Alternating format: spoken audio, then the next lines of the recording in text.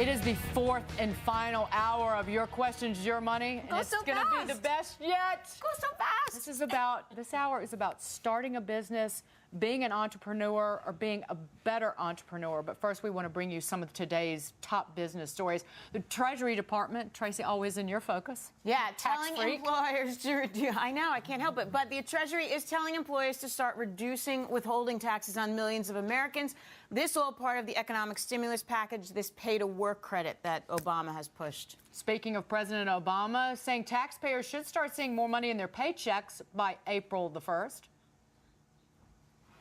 And I'm pleased to announce that this morning, the Treasury Department began directing employers to reduce the amount of taxes withheld from paychecks, meaning that by April 1st, a typical family will begin taking home at least $65 more every month. The president has a big economic week ahead. Mr. Obama holds a bipartisan meeting on the budget Monday before sending his spending plan to Congress. That will be on Thursday. And then he's going to be speaking Tuesday night. Right. Can't miss that. In between, he's going to talk about the economy that Tuesday evening. That's a joint session of Congress. And Neil Cavuto, I think, will be live with all that. Indeed he will. And the president isn't the only one on our economic watch. Fed Chairman Ben Bernanke also heads to Capitol Hill to talk, you guessed it, monetary policy. Woohoo! We're going to carry that live. And former Federal Reserve Chief, a former Fed head, Paul Volcker, now chairman of the President's Economic Advisory Board, is testifying on the economy before the Joint Economic Committee. All right, now let's turn to you. You got a question in particular about a small business? Call us. We have an amazing panel, 877-249-9626. And, of course, you can email us at feedback@foxbusiness.com. We want to hear from you, especially if you want to talk about business, because you will not believe who our guest is. And you can probably see, if you can't see below the phone number, if this says And you've anything. had this stuff. Inevitably, you've had it. Our next guest is the woman behind the brands Palm, Fiji Water, which is on my desk upstairs, and Teleflora. Welcome, Linda Resnick. You're going to kill us, Linda, because it's Palm Wonderful. It's not just Palm, It is right? Palm Wonderful. You could, as long as you say Palm, I'm happy. Linda is co-chair of Roll Companies and author of, this is her new book, Rubies in the Orchard, How to Uncover the Hidden Gems in Your Business. Linda, it is terrific of you to be here.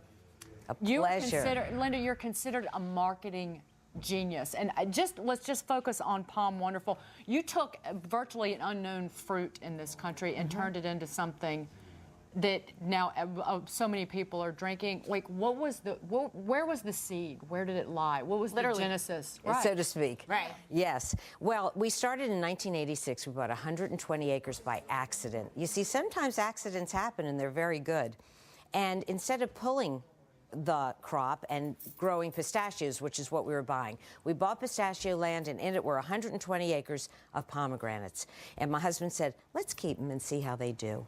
And the rest is history. Once we started looking into the history and lore of the pomegranate, and we realized that the Greeks and the Romans, even King Tut, took a pomegranate vase into the afterlife. And look where he is today. Because of the health benefits of the pomegranate. Yes, they knew. They knew, Pliny the Elder, Discordes, all of the ancients, they knew that the pomegranate was the secret to everlasting life, but we had to prove it with peer-reviewed science. And once we did, we realized today we have 18,000 acres and we grow 99% of the pomegranates in California. The success of this, though, Linda, and the success of all the brands is in your marketing expertise and your skill. But, like, where is that? Like, tell people how to turn something into nothing. Thank you. I will. It is the value proposition in your product, brand, or service. That's the thing that counts. Once I found out this wasn't going to be a juice, this was really health in a bottle, I had the marketing direction to go forward.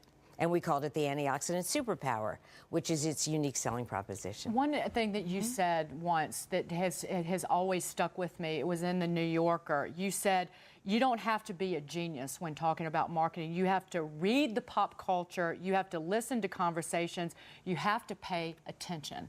That's right. Being a good marketer is like being a good friend. It really is. You know how a good friend cares about you, is empathetic, listens to you? The new consumer today, I tell my employees, we've just landed on Mars. We've never seen these people before. We have to be empathetic.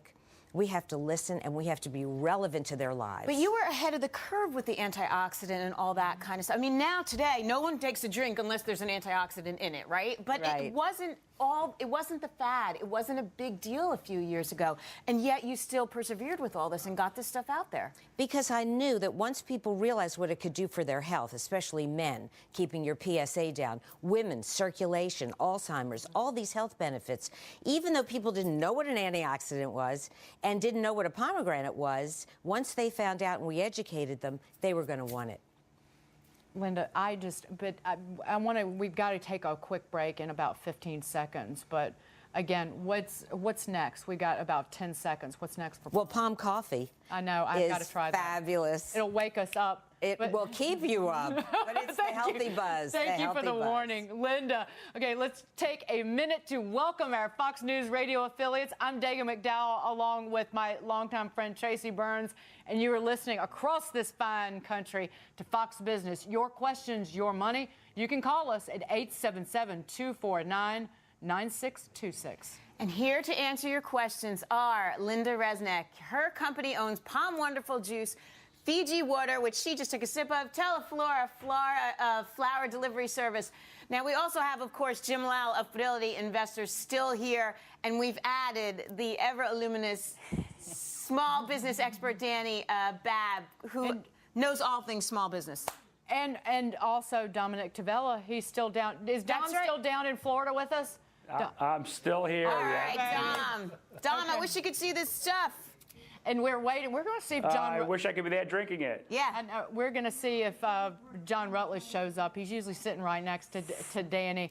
But on the phone is Lloyd from Texas. Lloyd, what's your question?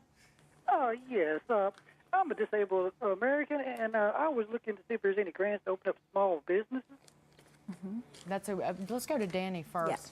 There are actually, there's several. In fact, the new stimulus package, if I'm not mistaken, has $651 million in new grants for two areas. One, underdeveloped communities, and two, disabled individuals or veterans. So that's something you'll want to look into if you go to the SBA.gov. There's a loan options summary there. I would take a look at that. These are 7-year loans with a 36-hour turnaround, and you can get up to $250,000. Take a look. Enough capital to start, enough capital to keep it going for a little while. They have some excellent options. Excellent. Linda, I wanted to ask you this because people, when they hear your story, how just with Palm Wonderful, because you bought this vast amount of land, and that's how that had pomegranates on it. So people say, well, I don't have that kind of money, but I think we need to go a little bit further back. That you started your first business at 19. I did. I was too stupid to realize that it was impossible, and so I wasn't daunted. And I think that's something that people have to remember, that no matter how bad the economy is, there have always been downtimes, and there have always been people that survive and do well in spite of a bad economy. We don't want this evangelical pessimism to grip us too deeply. We have to stay positive. We really do. Well, and we've talked about this here before, that in these down times spark the entrepreneurial spirit. They do. IBM started in 1873 with the worst depression in the history of our country. So many companies started during these times because it allows an opening for the first time for people to do things when everybody's doing great and they're making money with derivatives and fancy instruments. It's hard to compete unless you have a degree in that. But in times like this, a new idea can really take off. But why advertising, and how did you get the money to start that business? Well, I didn't have any money, quite frankly, and I went around to try and get a job at an advertising agency when I was 19, and I showed my portfolio, and they said, go back to school, little girl. Well, I couldn't go back to school. I had my first child. I'd just gotten married. And so what I did is I started getting small retail clients. Now, retail, it's very hard for them to find good advertising help. But I was cheap, but not the way you think. And I did well. And so I started with small little retail stores and eventually got Buffin's Department Store, which was a big chain in those days in California. So you can work your way up, and that's what I did. But you had what John Rutledge always says, that blue fire under your butt to get you going and to get you out there. And that, I think, is the whole beauty of the entrepreneur. That's around, we see that around the country. Absolutely. On the line is Ralph from New York. Ralph, what is your question? why not the government allow a total write-off of all stock losses versus income, and then carry that forward temporarily for a few years? That should stimulate the economy pretty well. Jim, you're grinning. Well, I mean, there are going to be all kinds of pie in the sky theories. That's one of them. The reality on the ground is that there are certainly more drastic areas of this economy that need to be addressed. Our portfolios have, I think, at least a 50% chance of regaining ground over the next 8 to 10 years. I can't say the same thing about Detroit. Dominic? Well, we actually do allow a write-off for losses, right? It's just that we're limited to $3,000 every year plus your capital gains for that year. So maybe if they expanded that to a larger number, it would help. But you actually do get the losses on an annual basis. And you can carry what you don't use. Right, you can carry them forward. And we do allow a write-off for a worthless stock, which we're getting close on a lot of them. So keep that in mind, keep your records, because you can at least write that off. But it's got to be considered worthless. Yeah, indeed, but you know, this is about small business. We're here talking about not small, big business. Business. Danny's over here shaking her head, starting one, building it, creating an empire. And we have an empire builder here, Linda Resnick. Yeah, and we love this entrepreneurial spirit. So call us 877-249-9626, or you can email us at feedback@foxbusiness.com. We'll take more calls, more of your emails. When Your Questions, Your Money continues, call us. These people will inspire you to go out, start your own business, and empower yourself. We'll be right back.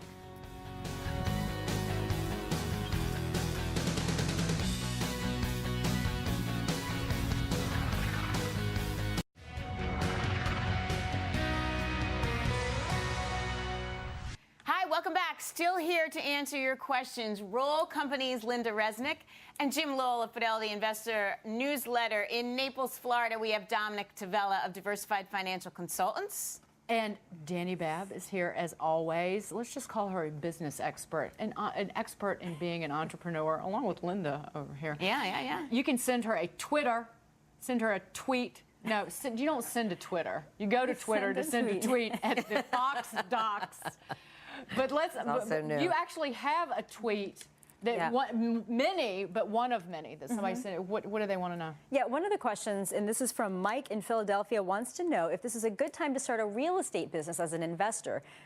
Real estate is one of my other strong areas of expertise, and I would have to say absolutely, because you can buy properties super cheap. Keep in mind, though, you're going to want to watch for what the rental ratios are in the market. So, for example, I own properties in an area where there's 100 people, there's 100 homes for every one person looking. That's not a very smart area to be in, okay? So you're going to want to look for areas where prices are depressed, like Nevada, Arizona, Florida, California.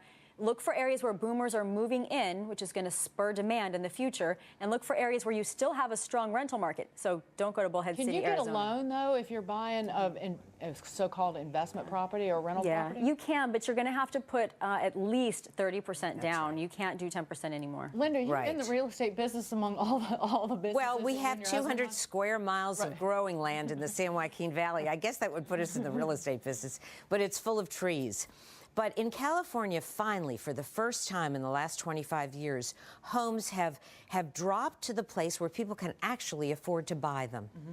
And that's good news, because up until, September, the average person was using more than half of their salary to buy a home, which we know is a terrible ratio. So today, yes, Danny's right. You do have to put 30% down, but finally, you can buy a home that's within your price point, and slowly this will rebuild the market. But you both started multiple businesses that did very well. How did you know? How did you go out there and figure out that there was a need for something, and then you decided to take the ball and run with it? You have to do the work. You have to do the research. You have to make sure that what you're selling is relevant to the marketplace. You have to understand your consumer. You have to do all those things. And in the end, you have to go into a room and you have to talk to yourself and say, trust your gut. Because everyone said nobody's going to buy a juice for $3.95. They even told me men would never buy a juice with a heart on the bottle. You ran into a lot of issues, and I'd love you to get into it, because this has to be refrigerated. Yes, it does. Again, it's pricey compared to alternatives. Right. You admit that. Right. But you know, most juice is sold in the shelf-stable aisle of the supermarket. It is full of high fructose corn syrup. It is usually not what's advertised. You know, it may say pomegranate on the front, but on the back you find out it's the 10th ingredient. This is 100% pure pomegranate juice. And we made the fact that it had to be refrigerated a positive by putting it in the produce section, right, or next to the fruit, right, so people realized it was fresh. Talk about the legwork that you did to get the name out there. Literally, I think, carting cases of this to your famous friends and maybe not so famous friends. Yes. Well, I've given it to every famous person I know, and also not so famous people, because I wanted a list of people that were going to be ambassadors, you know, for the brand. And a lot of guys I know that are in very high positions, some of them may have even been presidents, they drink it because they know it keeps them healthy. Okay. So even if you live in a small town, get to know your Chamber of Commerce. Get to know the people who are important in your town. Go to the PTA, go to the women's groups, and start giving your product to them. That's great. I think if you love your product, you have to give it away. Yeah, and that's where the passion part comes in. When I was 16, I started my very first computer consulting business, and every day when I would leave high school, I would take my products, my brochures, everything I was selling, these services. I would go to all of these people, local businesses. I'd go to national women's groups who were like, you know, what's this child doing there? I think I looked like I was 12, and they still do there now. Well, thank you, Dakin. It's a compliment. But you know, I would take all of this stuff there and just get out there. It eventually became a conglomerate with tanning salons and online businesses, online teaching, books, all of this great fun stuff. But you have to find out what you're passionate about, and it doesn't help to have a boss in corporate America one day tell you, get about this far from your face and say, no woman ever working for me is going to have a PhD. And that's when a certain finger on the hand goes up and you walk out of corporate America. You leave Mr. Dilbert behind and you go do your own thing. So you got to find out what makes you fired up. We want to fire up those phones. On the line is Dean from Arkansas. Dean, ask away. Good morning. Thanks for taking my call. Oh, sure. My wife and I have a 30-year fixed-rate mortgage. We're 8 years into it at present. And for the last 5 years, we've been making an additional principal payment with the regular payment. So the equity that we've built in our home has come the old-fashioned way. We've actually put it in out of our own pocket. Right. I noticed in Obama's mortgage plan this week that the plan was to either cut the interest rate for the people who are having troubles or write down the principal balance. And I've never seen anybody from the administration answer this question hypothetically. If you have a $300,000 loan, it's written down in principal to $200,000. Okay. Housing market is cyclical. When the market turns and it's worth that $100,000 again, who gets the $100,000 Okay, principal? Dom, you got 5 seconds. Well, that's exactly the problem. We're seeing that kind of equity interest in the banks. We're not seeing that kind of equity interest to the homeowner. So that's one of the criticisms of the Obama plan. Okay, Dom, thanks so much for that. Keep the calls coming. The upside, though, is it's not taxable income to you, at least till 2010. All right, so keep your calls coming, 877-249-9626. Don't forget, you can always email us at feedback@foxbusiness.com. We have amazing people here, small business people out there. Call us. Not small. I know, we can't use the word entrepreneurs. Entrepreneurs, call us. We'll be right back.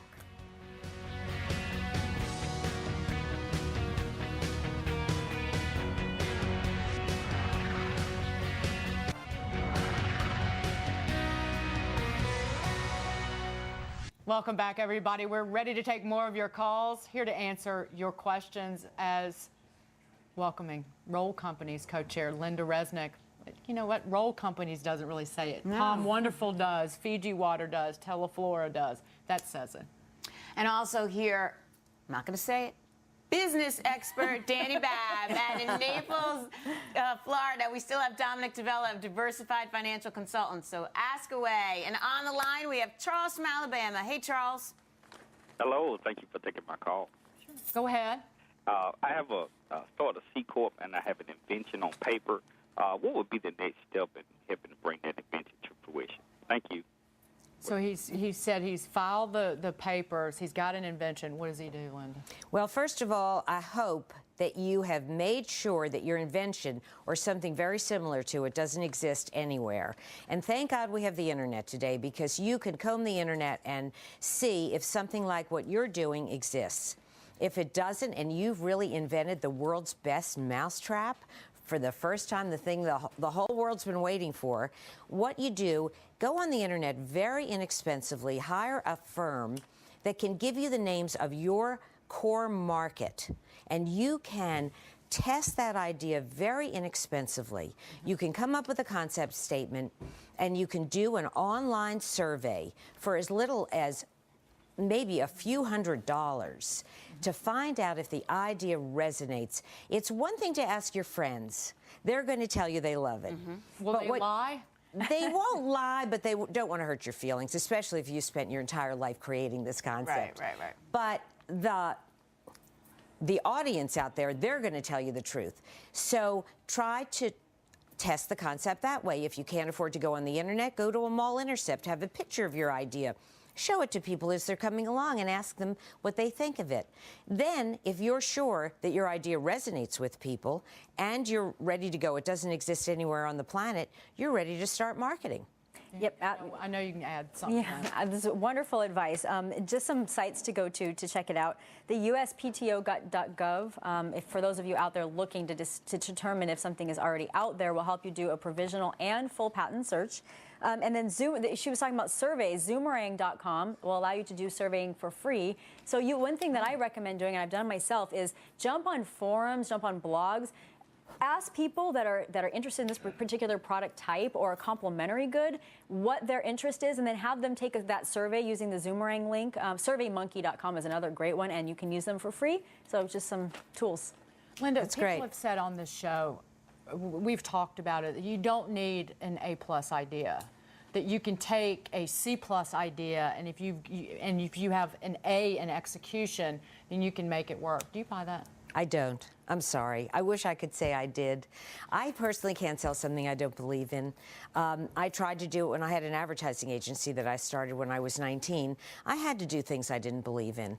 And that's why I got out of the business and went on the client side, where we're actually in business. So I will tell you something. If you have an A+ idea and terrible execution, it will go nowhere.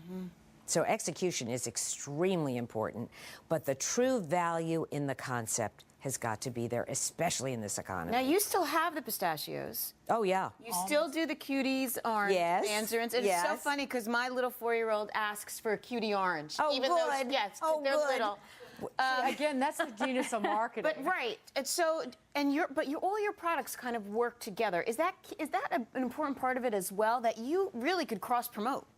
Yes, we do from time to time. But what we really like to do is deliver value and health to the consumer. I love cuties because I love the package. You know who made it?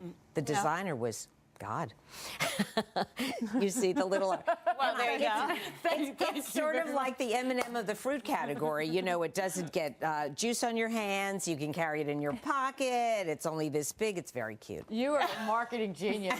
I'm not a genius. See, that's why I work in television, because I just can't. I can't run my own. Me Dani and I too. talked about it. I can't run my own business. I have no creativity about me. I'm not cut out for it. That's what you have to know. Is one, do you have passion for it? Do you have passion for your product, your service, and do you even want to? Most businesses that I've seen fail for lack of perseverance, and the lack of perseverance comes from lack of passion for what you're doing. So if you don't have that, find something else to do. And Dom, lack of financial sense. Yeah, absolutely. Maybe. Well, can I just jump in for a second, guys? Because I'm listening to this, and I hope to God the Obama administration is also listening to this, because these two ladies are the solution to the problems that we have in this country. It's entrepreneurs starting from the ground up, working, sweating, passionate about what they're doing and what they believe in, and that will build businesses and will employ people and will pay taxes. Well, is it about not looking to the government for help? Is it about not?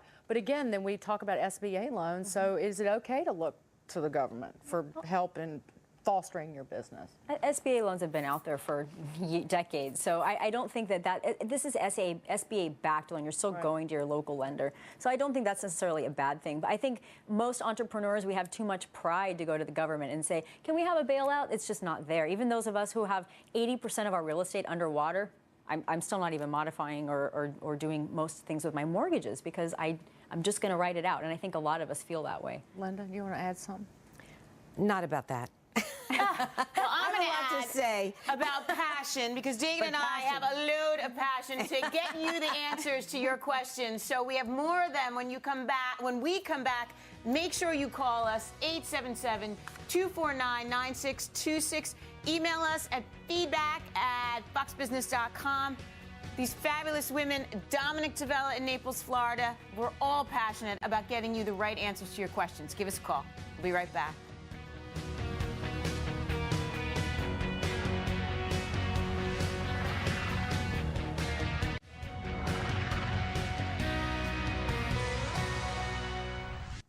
Welcome back. We have plenty of calls, so let's get right to them. You only have a half hour left here, so make sure you call us. On the line, we have Jenny from California. Hey, Jenny. Hi. I have a question regarding the stimulus. My husband is a consultant, has been for 12 years after I became disabled. He had to quit his job early and become a consultant. Did very well. This past June, he got laid off. He was making a lot of money. We have a nice retirement. I'm not financially strapped in any way. However, our income went from a very high income to a Social Security for both of us. Is there any program that the president or the Democrats have put through that actually help us? We don't need financial money help per se. We need tax help. We're going from this high tax bracket to this nothing tax bracket, basically, and the money we take out will all be coming from our retirement. Well, I mean, one of the upsides to moving to a lower tax bracket is you actually will qualify for a fair amount of the breaks that are offered because the income limitations generally cut off around $150,000 For a couple. For a couple. So the upside to your unfortunate situation is that you will qualify for some of this. The biggest, I guess, being the make paid work pay. that. Which you should receive. And then there are also all the other tax breaks. There's education, there's energy savings, there's if potentially you're in the market for a car, there's that. So there are a few additionals out there. Dominic, anything to add here? I just want to kind of remind people that, I mean, especially the people that have been responsible, they're like, what's in it for me? But you got to look at the other side of it, and that is, we are dealing with lower oil prices. We are dealing with lower housing prices if you're looking to buy a house. You're all dealing with the ability to buy a car or a suit or clothing. So there is some economic benefit coming to you. It's just not coming directly from the government. Okay. All right. On the phone, let's take another call. We have TC from Georgia. Hey, ladies, how are you today? Hey, TC. How are you? What's your question? Well, I have a small business that I started with a partner of mine, and we basically exhausted all our credit, and we're on the brink of a breakthrough, and everybody was telling me about sponsorship, and I don't know anything about it or how to go about it legally, morally, and ethically, and if I'm going to do it, I'd like to do it correctly, and I was wondering if you had any advice. What, can you expound upon the sponsorship? Well, I have a business that I work with professional athletes, and I was just wondering how I could go about. What's the best way to go out and, or is there anyone that you know of that, like websites or anybody that does professional sponsorship packages or stuff like that I could talk to at least to get a direction? Danny, you want to take it? I don't know of any specific for that particular industry. Honestly, I would go to scholar.google.com and I would type in sponsorship space and then the name of your particular industry and look and use the Scholar site instead of the standard Google site. I wish I had more specific information for you for your industry, but I don't. There's IMG. They're big in the sports business, but they may be a resource if he called. Is it about Linda having no shame at times? Oh, absolutely. When I was 21, I took on a partner, which was a big mistake. And the fellow was fine for the first 6 months, but after the 6 months, his name was going on the door. And that's when he decided to play golf every Wednesday. He thought he was a doctor. It was horrible. And his hours were from like 11 to 2. And so the work ethic in the office was much different, and we had to split up. Now, he took the biggest client with him. So I found myself sort of without my biggest client, 13 employees at that age. I had to go to a bank for the first time and get funding. And I did, you know, here I was, this 21-year-old kid with a small advertising agency going in and asking for a loan. I got the loan without anybody co-signing, paid it back 3 months before I was supposed to. But, you know, I had no shame. I had to ask for money. I had to ask for help. We want to bring in John Rutledge. John's joining us. It's not quite the same, John, you not being on set with us. We missed your fire. I'll be there next week. I know, but we missed I'll be there next week. We missed your fire, but we've got you for 25 minutes. Absolutely, but look, we're not helping TC very much here. I think that's what we really are here for. TC, you can go to the Small Business Administration and get advanced money for loans to keep your business afloat while you're looking for clients and looking for business. That money is available quite quickly. Danny's all over the topic of how to get it, but basically you go to their website and you can get a head start on the money. We need to find a way to help the TCs of the world get their businesses going and surviving in this tough time. Working capital is the thing to do it. All right, we've got an email, Danny. Hold on one second. We've got an email from Shirley C. I've been in the business of home decor for 20 years plus. I set up a website, but need to know how to target the right audience. You're both shaking your head. Yes, exactly. You know, that was something I did for 5 years. I was an interior decorator when I got out of advertising and before I went into business with my husband. So I don't know what your niche is, but you have to identify your niche. Your target market could be anything that you see an opening. I don't know the demographics of the area in which you live. Did we find out where she lives? I don't know where she was writing from, Linda. She didn't say where she was writing from. If, let's say, you can do, to just get into the business, let's say in one day you could do a dorm room. Let's say you're in a college town and you could put together dorm rooms for people. That would be a unique selling proposition. That would be something that other people may not want to do. You do that, you meet the parents. The next thing you know, you're doing their house. You know, maybe you're doing a dry cleaners. You know, I love to go into a dry cleaner, leave my good clothes, and the place hasn't been painted in 20 years. You know, I don't want to leave my clothes in a dirty place. But maybe you help small businesses like that freshen up. Right. You know, something that's an entry level. When I started in decorating, I had the tiniest little clients in the world. The things I would do. I remember one time there was a flying dog that we had to duck every time we went into the house. But you start small, and eventually you work your way up. Danny, are there websites she can check out? There are. First of all, from the technical perspective, like Tracy's talking about, I want you to please make sure that your website contains the proper metadata. Hire a web architect, not just a web developer. Make sure that the metadata is there because that's what's going to be searchable by Google and by all the other big web crawlers. Second of all is I want you to use Google Analytics. Wait, what did you say? Metadata. What is that? It's data about SEO. data. SEO. Yeah, search. Basically, it ties in with search engine optimization. That's SEO. What that means is your site needs to be searchable by all of the crawlers out there. The crawlers find your site by what's in the metadata tag in your source code. So make sure that your web developer has done that properly. Not doing that, you're not ever going to show up. The other thing is use Google Analytics and Google AdWords and make sure that you are coming up on the bottom of Google's screen, the #1 web browser. Okay. The other thing you have to do is make sure you buy the keyword decorator in your town. Make sure you buy that. I'm sure it's almost free. That's a barter system. Every day you barter for that name. It could be 25 cents a day to get top decorator in Raleigh, North Carolina, wherever the town is. And your name will come up. Great, ladies. We got on the phone. Tom from Wisconsin. Hey, Tom. Hi, how you guys doing? Good. Say, I received a patent recently for an idea I had, and I've built prototypes of the product and submitted them to 2 companies. And I was wondering if the companies are interested in my product, what I could expect to hear from those companies, and maybe you could give me some insight in that. John, you first. Well, the problem is we need to know a bit more about the companies in the industry that we're in order to make sense. Some companies are very careful not to get involved with new products because they don't want to encourage a lawsuit later, and this intellectual property area is just rife with lawsuits. But if it's a company that can actually use your product, then you might expect to hear from their product development people and have a conversation about how to license the patent for their use.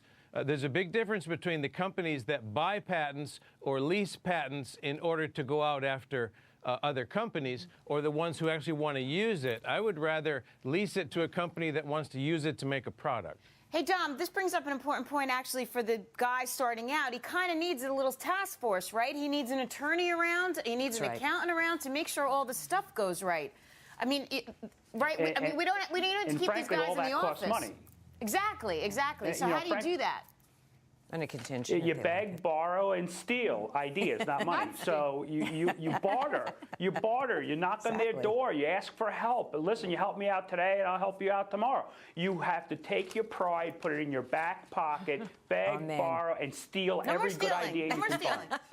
And don't hire these people ideas. on your payroll. Don't hire these people in the initial stage on your payroll. That's actually a Twitter that we got in from, I believe it was ZKS503, asking if they should be hiring people in the initial startup stage. Use them as contractors. As long as you don't control their time, the IRS has no problem with that. Linda. That's right. Or give them a small piece if they're really doing a big part of the research for you. Yeah. Make sure you get an NDI, NDI, non-disclosure agreement, signed by the people that you send your idea to. Otherwise, you have no protection. Because if you hire these people, you're going to pay payroll taxes. They're going to ask for medical. Forget it. A consultant, you just pay him, he goes away. Right. And barter. Barter and barter. And barter and barter and barter. I'll clean your house. You offer me advice. I barter at at retail stores.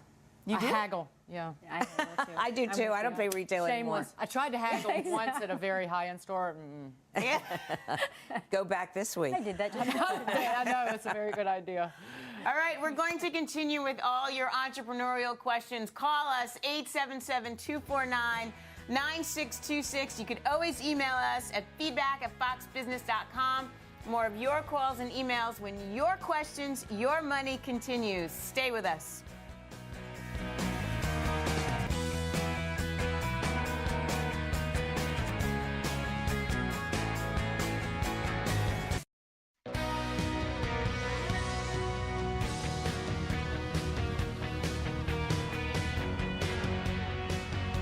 Welcome back, entrepreneurs, budding entrepreneurs, or if you've got a business, how do you make it even bigger? We're taking your calls. On the phone is Elaine from California. Elaine, ask away. Hi there. I have a question for the panel. Mm-hmm. If you're a business owner and say you have a business partner and both partners begin to think in a different way, are there any suggestions for how you might handle that kind of scenario? It's like getting divorced. Yeah, exactly. Think in a different way. Think in a different way. That was one of the most delicate phrases I've ever heard used on this program. You know, there are professional psychologists that deal with this sort of thing that you can go to. You know, you can have a session or two to see if you have irreconcilable differences or not. I had one partner in my whole life and realized that I wasn't the type of person to have a partner. Now, my husband's my partner, and that has worked out for 36 years. But having a business partner was not for me. You have to know whether you have the mindset to do it.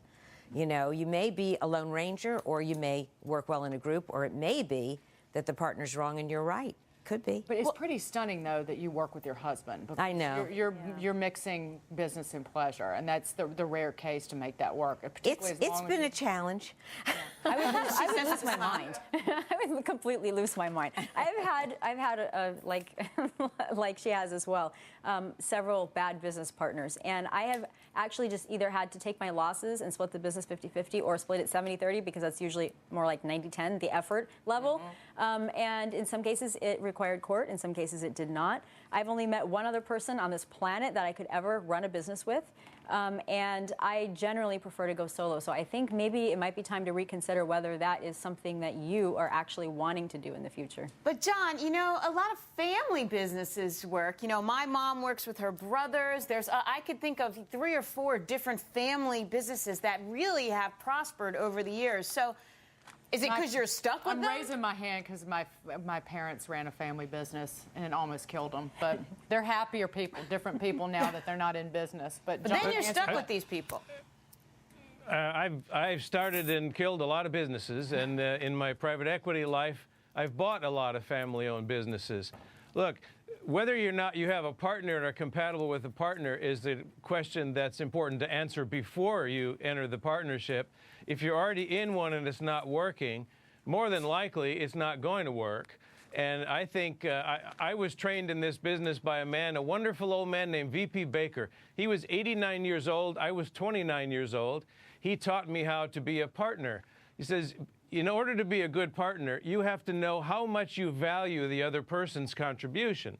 And if you value their contribution this much, then you need to cut them a certain amount of slack and let them do whatever they want as long as it's inside of that value. When you do that, then you can each have your own contribution to the business, but it's based on respect. The only way I know how to end a partnership is to sit down in a room with nobody else in the room and talk about how you're going to divide this baby and move on to the next business. It's a very unpleasant thing, but sometimes has to be done. Let's get another call, Trace. All right, on the phone we have Ron from Florida. Hey, Ron. Hey, how you doing? Good. With small business hurting because of the credit crunch, I wonder why we don't hear more about changing the mark-to-market rule to loosen up the credit. Oh, boy. Oh, yeah. Dom, you're winnowing your brow. Oh, thanks. Furrowing your brow. And this is just such a huge, hot topic. Dom, you want to take a shot at that? What's wrong? I think it's something actually the administration is considering, and I don't know at the end of the day that it's directly linked to credit. It's more having to do with the viability of the banks themselves and whether they're going to survive or not. I think, so I don't know that the two, I mean, they obviously are related because it's all bank, at the end of the day, the same bank, but the two I don't think are necessarily connected, not with regard to small businesses anyway. But again, the mark-to-market. Go ahead, John. There's a huge battle going on right now in and outside of Washington over this rule. I spent a day last week with the former director of the FDIC, who was the director during the days when 3,000 banks failed in the 1980s, and he thinks mark-to-market's a very big deal. Now, I think the principle of mark-to-market accounting makes a lot of sense. The problem is we use mark-to-market regulation. And when you regulate the capital structures of banks using mark-to-market, you make them more pro-cyclical. They can do more loans on the way up and less loans on the way down. I think something will be done here rather shortly in order to try and address this problem. John, you have a minute to tell us about North Korea and your trip. Because John just got back. I've only just been got back off the plane from North Korea. Yeah, I've been back 30 minutes, and I spent 5 days in North Korea with the leadership in the government, talking about how to get a conversation started that can bring them into the modern age and allow them to open up their economy like China did 30 years ago. I have great hopes that the new leadership in North Korea is going to be more able to move along than the leadership that's just out. I believe that we've seen a change of leadership. Kim Jong-il is retiring, and we're seeing others take over. I've met with them and guardedly hopeful. Nice. But it's so poor. It's so poor it would break your heart to see the people And there. I know that you went out there and you did such good things for the kids out there. All right, when we get back, more of your questions when we return. Calling all entrepreneurs. We have an all-star panel to help you. Business, stimulus, you name it. Let's see what affects you and how we can make you money. We'll be right back.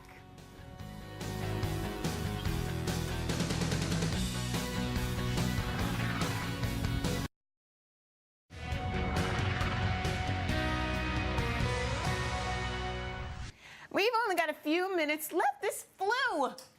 Let's get to your questions. Let's get to the phones. On the phone, up.